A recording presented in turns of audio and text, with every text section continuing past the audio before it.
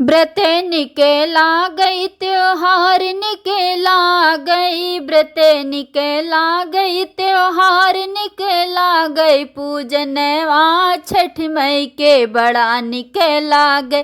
पूजनवा छठ मई के बड़ा निकला गई। अरे घाट निकला गई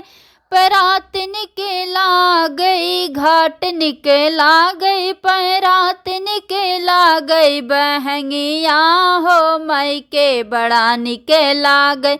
बहंगिया हो मई के बड़ा निकला गए। अरे कार्तिक महीनवा में आयल सुदिनवा, कार्तिक महीनवा में आयल सुदिनवा, आयल सुदिनवा हो आयल सुदिनवा, ई दिनवा हो मैया बड़ा निकला गई, ई दिनवा हो छठ मैया बड़ा निकला गई, पूजनवा छठ मई के बड़ा निकला गई,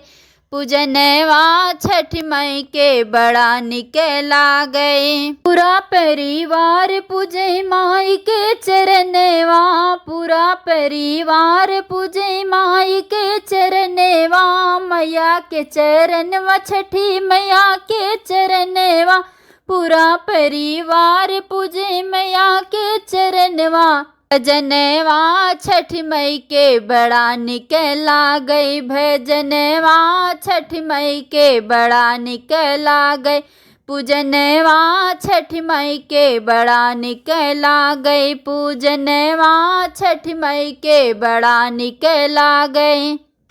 उपवास निकला गई त्योहार निकला गई, घाट निकला गई परात निकला गई, पूजनवा छठ मई के बड़ा निकला गई, बहंगिया छठ मई के बड़ा निकला गई, अरगिया छठ मई के बड़ा निकला गए।